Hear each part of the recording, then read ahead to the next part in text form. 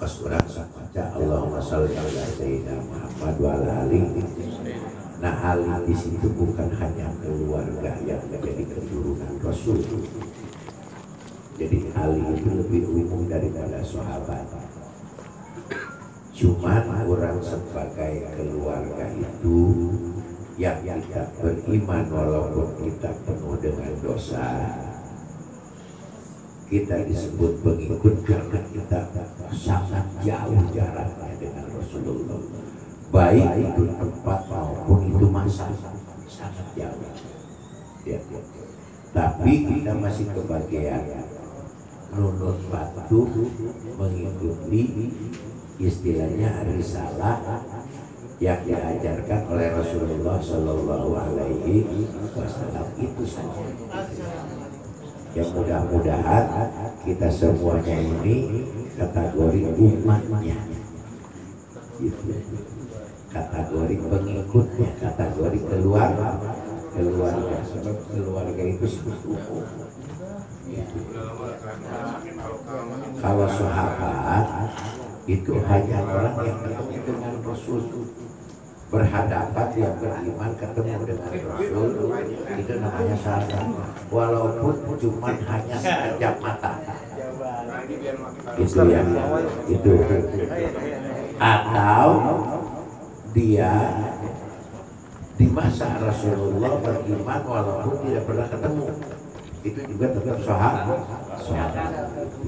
Itu yang disebut sahabat.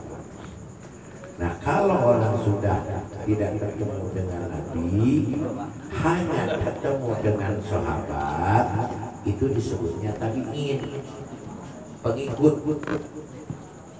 Gitu.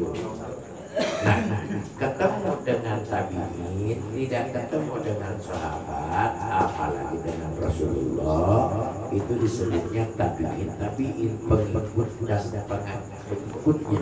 Jadi ikut. Nah, kita pengikut sampai budaya pun kita berbeda. Betul.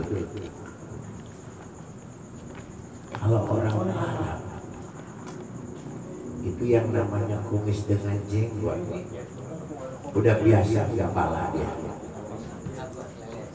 Biasa kan? Maka orang Jepang nggak pernah nyebut jenggot.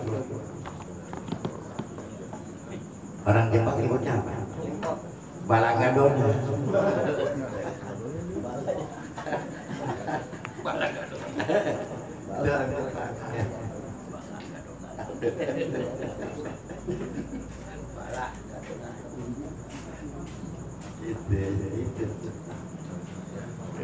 Nah, sekarang kita jangankan ketemu dengan Nabi, dengan sahabat, dengan tabi'in pun kagak.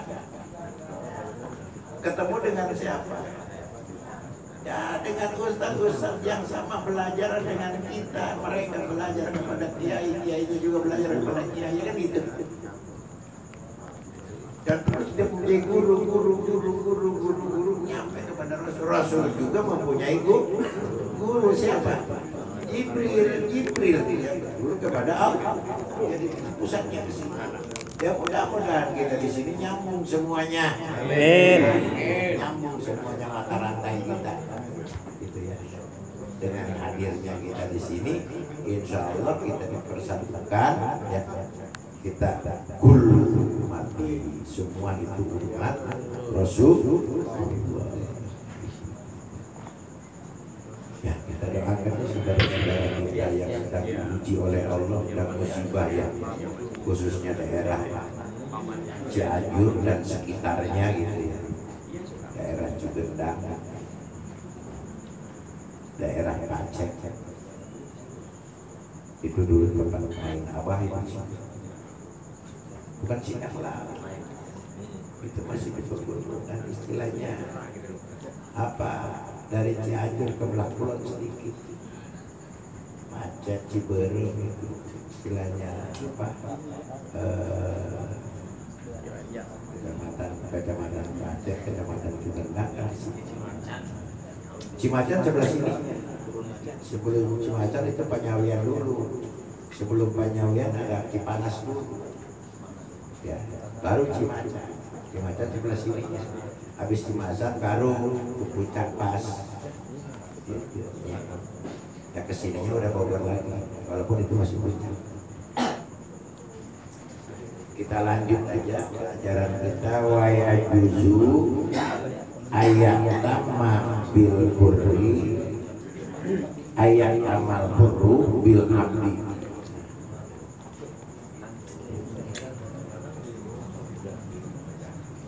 Jadi boleh orang yang merdeka, yang bebas, ya, dia bermakmum kepada abid,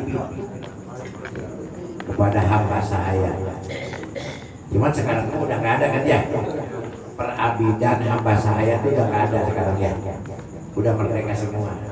Ini dulu waktu zaman Rasulullah, ya, itu masih ada, ya, kehambaan abid, budak pilihan. Dia kerjanya capek, tapi kemanfaatan dan keuntungannya untuk yang punya, bukan untuk dia. Dia itu seperti binatang, nggak bisa apa-apa. Nah, kita umpamanya orang merdeka, terus kita mau bermakmum kepada orang yang hamba sahaya abid itu, boleh itu bermakmum seandainya itu terjadi. Wal baligul murahiki, dan orang yang dewasa yang sudah balik, ya, bil murahiki, terhadap orang yang balik baru mendekati, itu murahiki. Kalau sekarang disebut ABG, ya, orang ABG itu boleh dikatakan orang yang belum balik tapi dia sudah memayis, dia sudah apa? Sudah mengerti. Itu boleh. Ya kira-kira umur 7 tahun ke atas lah, antara 8 tahun, 9 tahun, sampai dia umur umpamanya 13-14 tahun. Sebab kalau umur 15 tahun itu udah disebut balik menurut sekte Imam Syafi'i. Jadi rata-rata manusia yang telah dihabis oleh Imam Syafi'i, rata-rata baik laki-laki maupun perempuan itu sudah umur 15 tahun, walaupun si perempuan itu belum head, walaupun si laki-laki itu belum bermimpi, itu sudah dikatakan balik. Nah ini di bawah itu yang disebut murahim, gitu ya. Jadi kalau ada orang yang jadi imam, nih ya, sholat, dia belum balik, tapi dia udah ngerti rohim, gitu ya. Nah, terus kita orang dewasa nih, orang tua mau bermakmum karena dia lebih pintar, lebih pandai bacaannya juga lebih masih sah. Orang itu bermakmum kepada murahim. Kita sebut. Kalau kita di sini juga ABG kita ya, kita ABG semua ini atas bawah gondrong, ya. Kalau ABG itu, jadi kalau misalnya ada orang yang bermakmum itu jangan diperbincangkan kalau kepada murahim itu ya. Kalau memang kita yang udah balik, yang dewasanya masih pinteran atau masih istilahnya tak bisa orang tadi murahim tadi. Amma sobiyu ghairul mumayyizi, tapi sebaliknya kalau orang kecil ya belum dewasa, belum tamyiz. Artinya tamyiz itu menurut agama begini, ya, anak-anak yang disebut tamyiz, kalau dia makan nggak disuapin, kalau dia berak udah nggak dicebokin, bisa cebok sendiri. Ya, dia istilahnya makan nggak disuapin, minum juga nggak diminum. Gitu. Mandi juga udah nggak dimandiin sendiri. Itu namanya tamyiz. Ya, rata-rata hukum tamyiz itu di kita itu adalah mulai wajib belajar. Itu umur 7 tahun. Maka Nabi mengajak, memerintahkan di mana-mana kita sudah berumur 7 tahun samin itu muru bis sholat. Kita wajib memerintahkan sholat gitu. Bukan urusan bisa atau tidak, tapi kita sebagai orang tua terhadap anak sangat-sangat berkewajiban memerintahkan dan mengajarkan sholat kepada anak.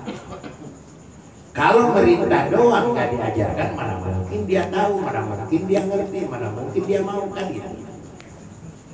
Nah sekaligus itu kita mengajarkannya, baik cara berdiri maupun cara ruku maupun cara sujud. Kesononya mungkin cara bacaan. Sang anak-anak kalau diajarkan bacaan itu biasanya lebih cepat daripada kita. Betul. Ya.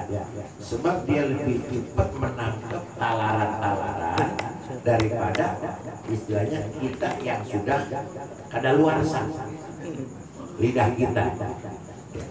Anak-anak itu lebih cepat, walaupun dia nggak ngerti, tapi lebih cepat. Makanya ada sampai nyanyian belajar di waktu kecil bagai melukis di atas batunya. Belajar sesudah dewasa bagai melukis di atas singkong. Udah yang ada di depan aja kita sebut lah, kita makan doang. Ya. Gitu. Misalnya ada nyanyian seperti itu ya. Saking apa? Saking mudahnya anak-anak kalau diajarkan langsung cepat bisa. Makanya itu ajaran-ajaran pertama itu kalau di Quran itu disebutnya bukan juz amma, bukan juz 30, disebutnya tuturutan. Mainnya bisa urutan gitu. Ya. Sadanya penyaho eta kalimatnya di mana? Surat mana? Tapi diajarkan tuturutan nurut langsung bisa. Ya pas urang ya. Ayeuna bisa membacaan ieu menang keleutik. Menang keleutik. Dek bener dek teu menang keleutik. Kom lamun cadel mah kabawa ka kain. Teu pula boga adik. Terus megang senjata baik. Itu dia masih cadel. Diajarin Fatihah. Siratal ladzina itu si tolol ladina. Harus sekalian jagoan kakak anak kan gitu. Itu lain dong. Apa masalah? Saking naon, saking cadel. Salah gitu. Makanya hasil orang riset, hasil orang belajar keleutik bener mah bener bacaan, tapi orang teh artina naon kan ya, naon eta makhraj, naon eta tajwid, naon eta panjang pondok, naon eta tasdid, tapi kabaca tah dina letah disebut nage ku kolot mah eta disebutna hafal jampe, artinya hafal letah. Pan urang ngajampe teh kitu pan sebut mah nyerowelan tapi teu ngarti.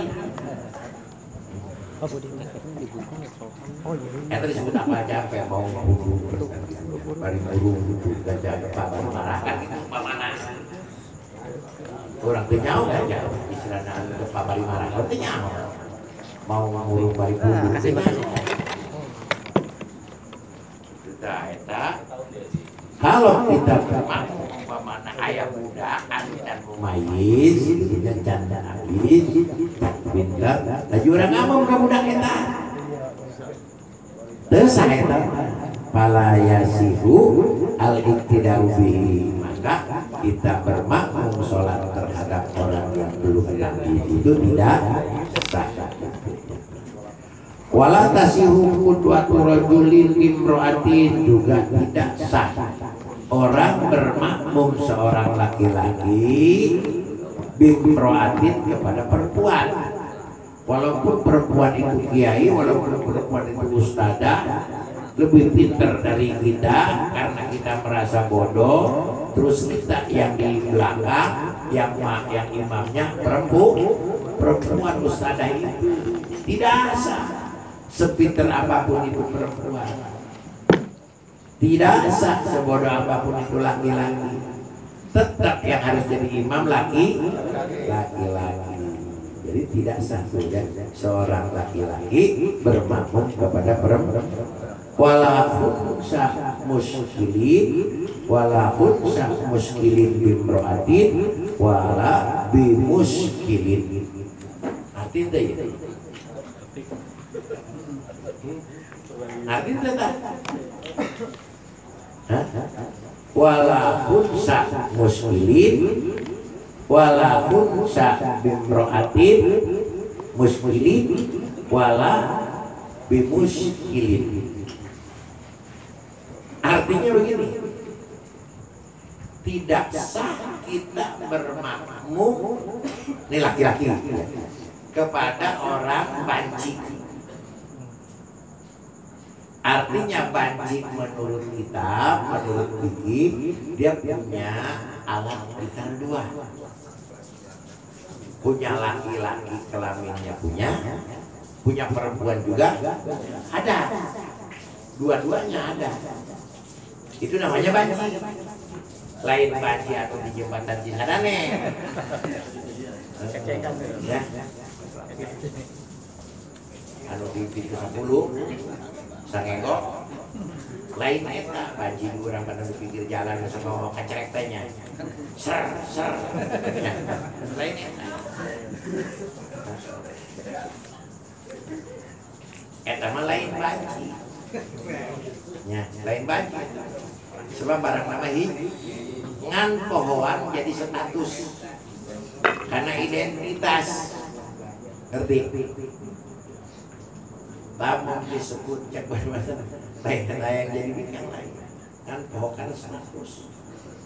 Mata orang Jepang mata kan model kita nyebutnya lain banci, kuraba susunan anak. Orang Jepang begitu diraba susunan rata susunan. Atuh itu ya.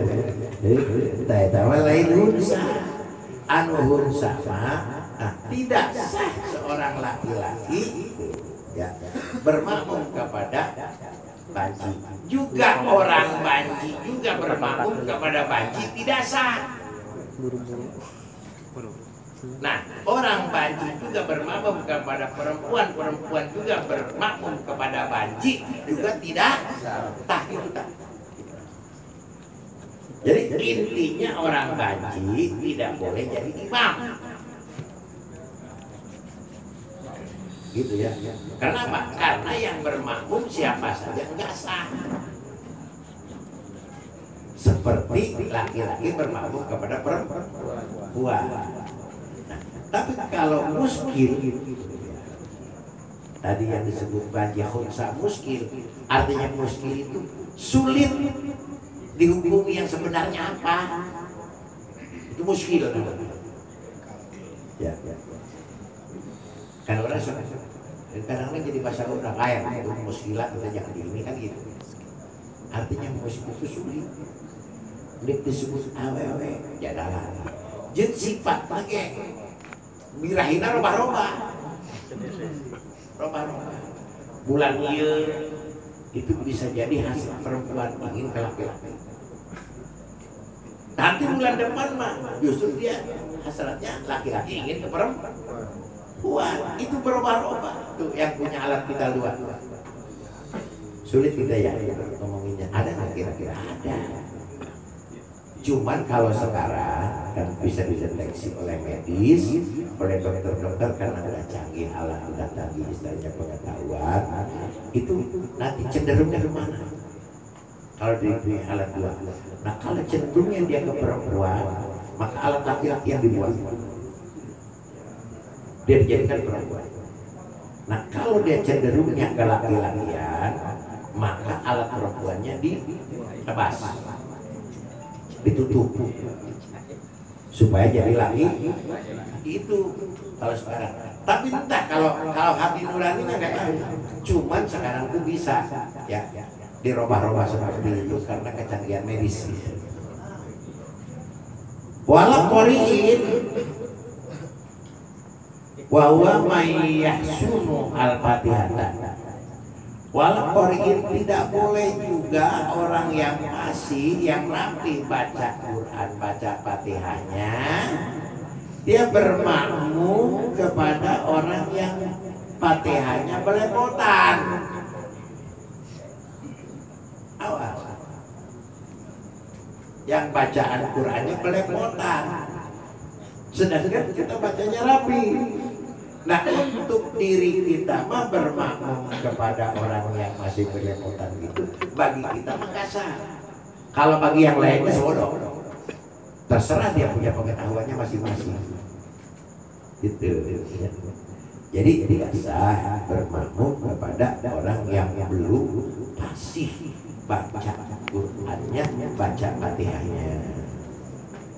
Wa huwa may yasul Fatihah wa la yasul ibtida'uhu, maka itu tegasnya tidak sah bermakmum terhadap orang itu ummiyin. Itu yang disebutnya orang yang belum mengerti, yang belum paham.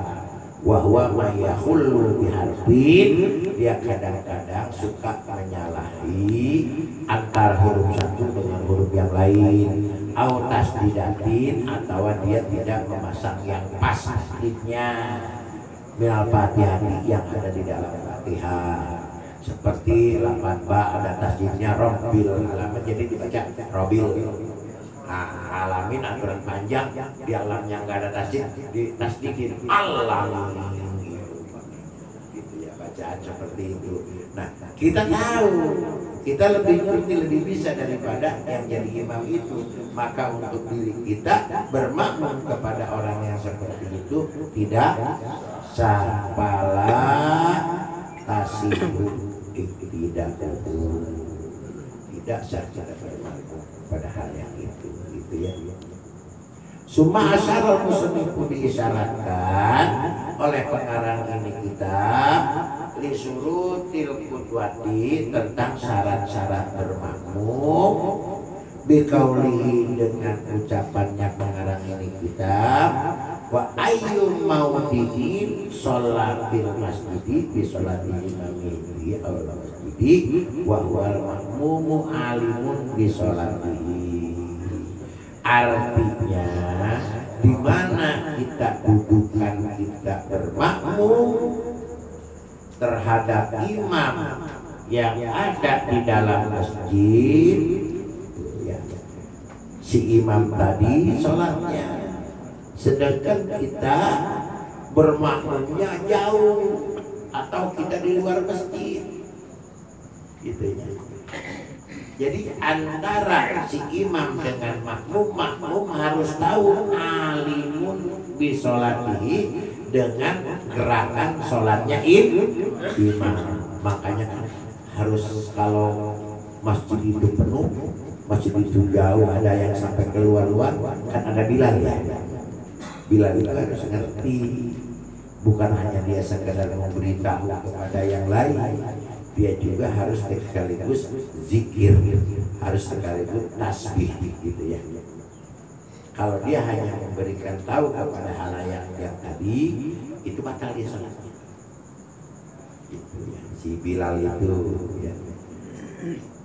Bimusyahadatil makmumi, jadi si makmum yang jauh dari imam itu dia harus melihat apa yang ada di hadapan dia, makmum-makmum yang lain. Makanya harus ada jalan terus, tidak boleh tertutup gitu. Terutama kan di masjid-masjid besar atau di daerah-daerah yang padat, itu kadang-kadang makmum sampai keluar-luar ya. Tapi makmum sampai keluar-luar, sampai ngamar, sampai apa mah cuma sholat Id doang ini ya. Kalau Jumat mah sebenarnya jarang ya. Jadi Jumat mah ya benar ya. Kalau sholat Id benar. Sebab banyak orang yang sholatnya setahun sekali. Jadi pakai sarung itu dia setahun sekali. Ada. Itu kebahagiaan umat Nabi Muhammad sampai begitu.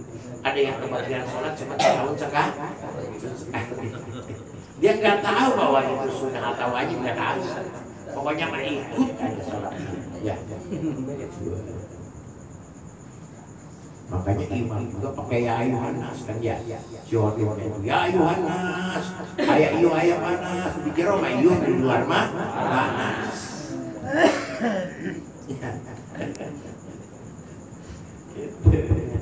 Itu ya, di musyahadati padi sempit dia dari sebagian sampai yang di depan barisan depan dia harus tahu.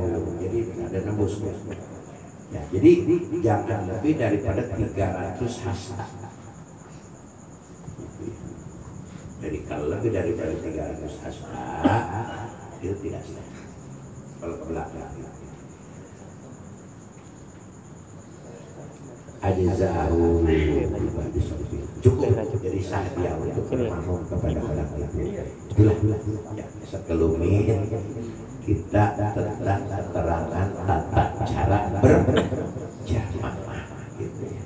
Tata cara berjamaah, tata cara kemarin itu yang disebut makmum muwabbih dan makmum masbuk sudah dijelaskan tadi. Makmum masbuk itu ikut di tengah perjalanan sholatnya yang lain, sholatnya imam. Kalau makmum muwabbih itu makmum yang tahu dari awal dari takbiratul ihramnya imam. Jadi mengikuti dari awal itu muwabbih. Nah kalau masbuk malam yusallim selagi si imam itu belum memberikan salam boleh, walaupun kita nggak pernah ikut duduk. Ya. Baru kita takbir belum duduk, Allahu Akbar, baru kita takbir imam salam. Udah duduk belum kita? Belum. Itu kebagian berjamaah. Ujungnya tuh botolnya. Ya. Jadi sampai imam salam, kalau imam udah salam tuh kita baru Allahu Akbar, udah bukan bagian. Pas kita Allahu Akbar, imam salam. Padahal kita belum kebagian duduk. Kalau udah kebagian duduk berarti itu mah udah bukan ini lagi, udah bukan disebutin lagi dah ya. Walaupun kita belum apa-apa gitu. Pas kita duduk imam berarti kebagian duduknya. Ini mah nggak kebagian duduk. Baru Allahu Akbar, imam salam, kita mau baru duduk doang.